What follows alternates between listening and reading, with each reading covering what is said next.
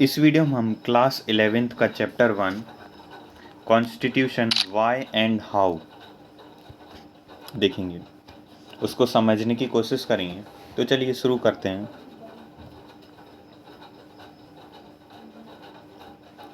इसमें हम मेनली जो टॉपिक्स पढ़ने वाले वो संविधान किसे कहते हैं, है क्या संविधान, ये देखेंगे। उसके संविधान समाज को क्या देता है, संविधान समाज में शक्ति का बंटवारा कैसे करता है और भारत में संविधान कैसे बनाया गया। इन चार टॉपिक्स पर मेनली हम डिस्कस करेंगे।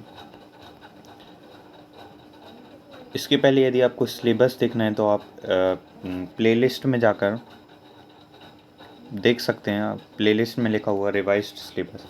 तो हमें संविधान की क्यों आवश्यकता है, सबसे पहले हम देख लेते हैं संविधान होता क्या है। तो जो संविधान है वो कानून और नियमों का एक ऐसा लिखित दस्तावेज है जिसके आधार पर हमारी सरकार काम करती है और जो समाज में न्यूनतम समन्वय और विश्वास बनाए रखता है। तो आपने ये समझा संविधान क्या है। अब हम देखते हैं इसके क्या कार्य हैं। तो इसका जो पहला कार्य है वो समाज में न्यूनतम समन्वय और विश्वास बनाए रखता है। यहीं से आप ले सकते हैं। जो इसका सेकंड पॉइंट होगा वो ये है कि सरकार कैसे निर्मित होगी। संविधान ये तय करता है और निर्णय लेने की शक्ति किसके पास होगी। ऐसे हम कई टॉपिक्स देख सकते हैं, जैसे कि यह मूलभूत स्वरूप के बारे में बताता है। ये संविधान द्वारा अपने नागरिकों पर लागू किए जाने वाले नियम, सरकार द्वारा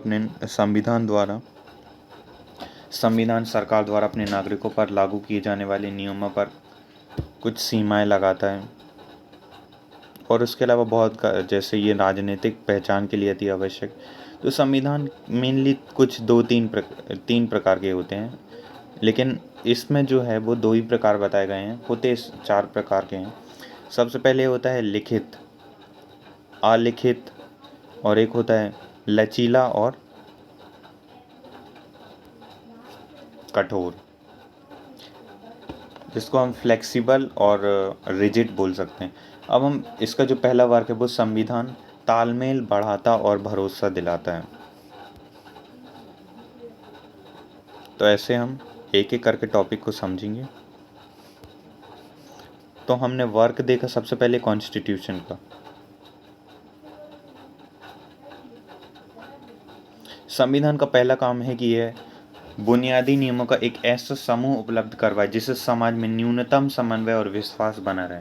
तो संविधान का पहला काम है कि संविधान बुनियादी नियमों का एक ऐसा समूह उपलब्ध करवाए जिससे समाज में न्यूनतम समन्वय यानी कि मिनिमम कोऑर्डिनेशन बना रहे, समाज में न्यूनतम समन्वय और विश्वास बना रहे समाज के सदस्यों में। उसके बाद इसका दूसरा काम है, संविधान का दूसरा काम है यह स्पष्ट करना कि समाज में निर्णय लेने की शक्ति किसके पास होगी और यह तय करता है कि सरकार कैसे निर्मित होगी। संविधान का दूसरा काम है कि समाज में निर्णय लेने की शक्ति किसके पास होगी। जैसा कि मैंने आपको स्टार्टिंग में पूरे चैप्टर की शॉर्ट समरी समझाने की कोशिश की थी, उसी के अंदर यहाँ पे मैं एक्सप्लेन कर रहा हूँ।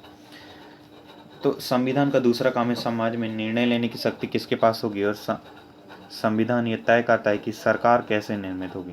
यहाँ पे आप एक कार्टून देख रहे हैं, कार्टून बेस्ड क्वेश्चन आते ही हैं, एक आएगा ही, इतना विश्वास कीजिए, लेकिन 12th में तो पक्का आएगा। यूरोप का संविधान देखिए, यूरोप के लोग संविधान बना रहे लेकिन वो असफल रहे। उन्होंने अपनी राष्ट्रगान बना ली, मुद्रा बना ली, उनकी जो मुद्रा थी यूरो, लेकिन उन लोग संविधान बनाने में असफल रहे। इन लोगों का वो भी है संसद लग्जमबर्ग में है। आप यदि मैप क्लास भी चाहते हैं तो आप उसके लिए कमेंट कर सकते हैं, मैप क्लास भी स्टार्ट। तो यहाँ पे इसका डिस्क्रिप्शन दिया है। यूरोपीय संघ के देशों ने एक यूरोपीय संविधान बनाने की कोशिश की, उनकी कोशिश असफल हो गई। कार्टूनिस्ट ने संविधान निर्माण में उनके प्रयास को मारपीट और झगड़े से भारी कोशिश के रूप में देखा। क्या संविधान निर्माण की प्रक्रिया हमेशा ऐसी ही होती है? तो ऐसी नहीं होती। अंत, संविधान का तीसरा काम है वह सरकार द्वारा अपने नागरिकों पर लागू किए जाने वाले कानूनों पर कुछ सीमाएं लगाई। ये सीमाएं कुछ इस प्रकार मौलिक होनी चाहिए कि सरकार कभी उसका उल्लंघन नहीं कर सकती।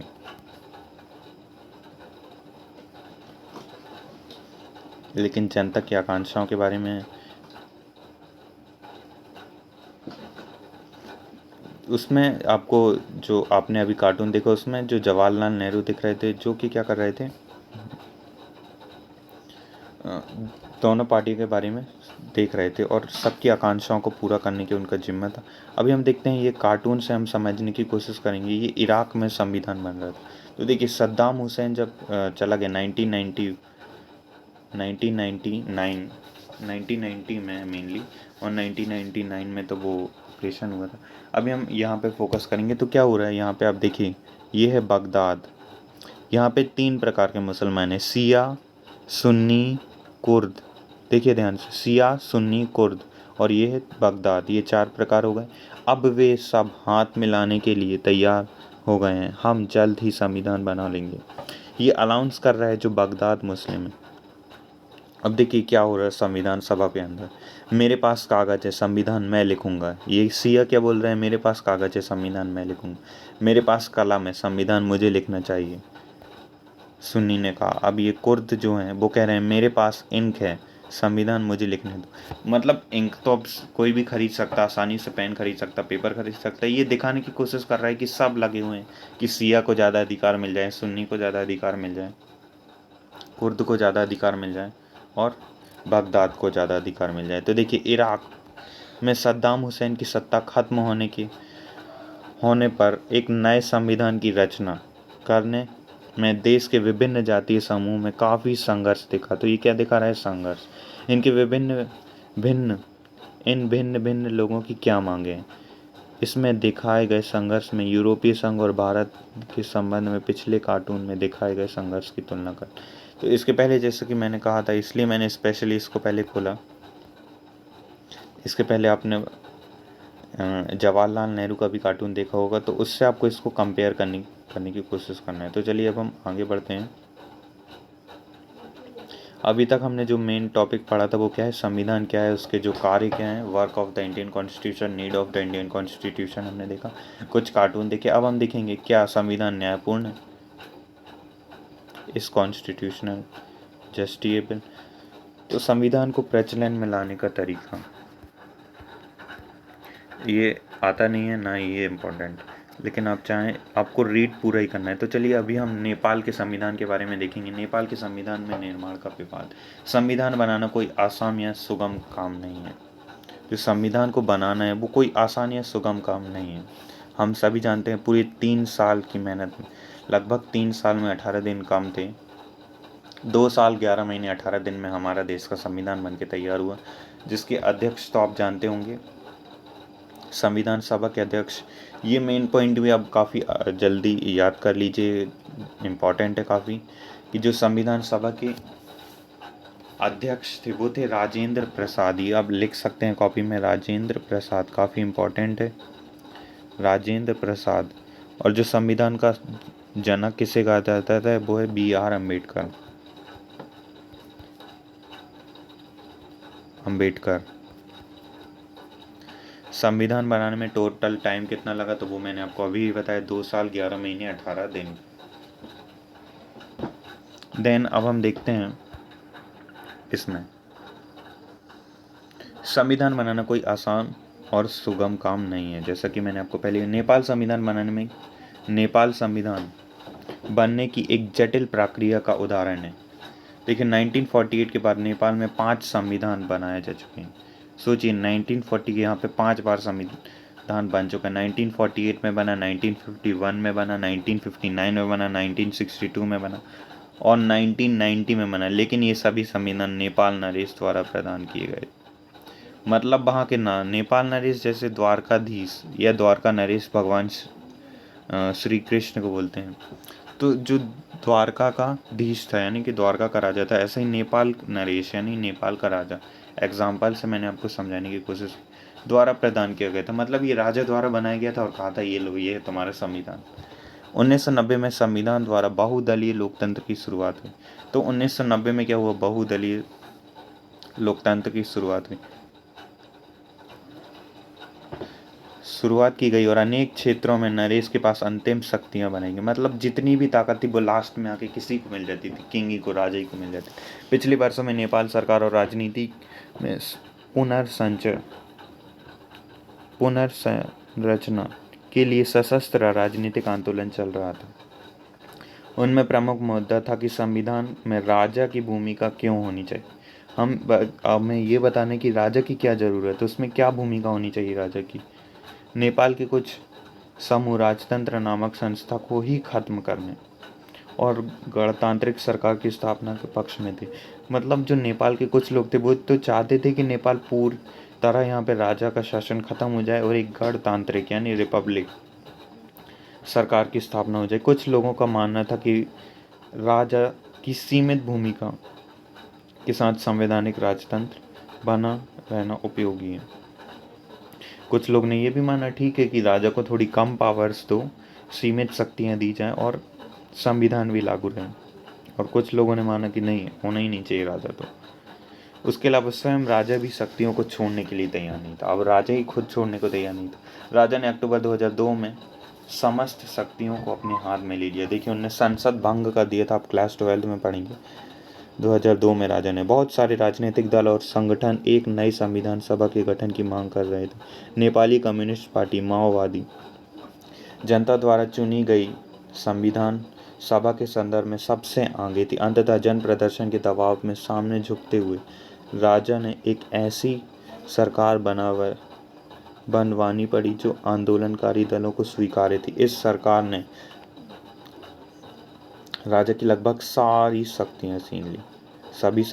2008 में नेपाल राजतंत्र खत्म हुआ। तो देखिए, नेपाल में काफ़ी लेट 2008 में आकर यहाँ पे राजतंत्र खत्म हुआ, लोकतांत्रिक गणराज्य। अंततः 2015 में नया संविधान बनाया गया। तो आप सोच सकते हैं, आज से केवल 6 साल पहले, अभी 2021 चल रहा है, आज से केवल 6 साल पहले यहाँ का नया संविधान बनाया गया है।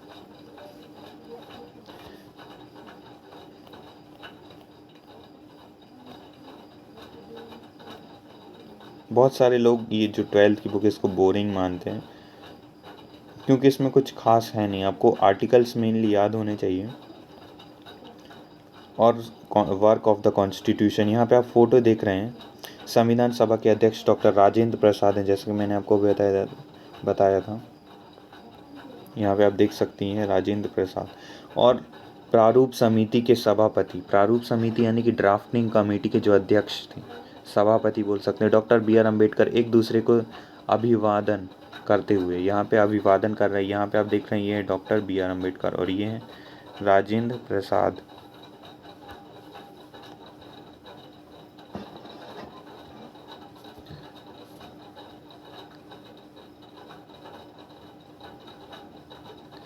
नाइ 1928 में, आज़ादी काफ़ी पहले 1930 में बहुत सारी चीज़ों की मांग की गई थी, लेकिन 1928 में जो मोतीलाल नेहरू थे, जवाहरलाल नेहरू के पिता, उन्होंने पूर्ण स्वराज्य की मांग की थी। उसी पर आधारित था ये, इसकी मांग जवाहरलाल नेहरू ने की थी। उद्देश्य जो प्रस्ताव किया था, आप यदि रिजोल्यूशन वो देखेंगे पहला पेज, उसको भी मैं लास्ट में हम उस पर डिस्कस करेंगे, क्योंकि वो काफ़ी इंपॉर्टेंट है और 5 मार्क्स का आता ही रहता है। Preamble of the Indian constitution.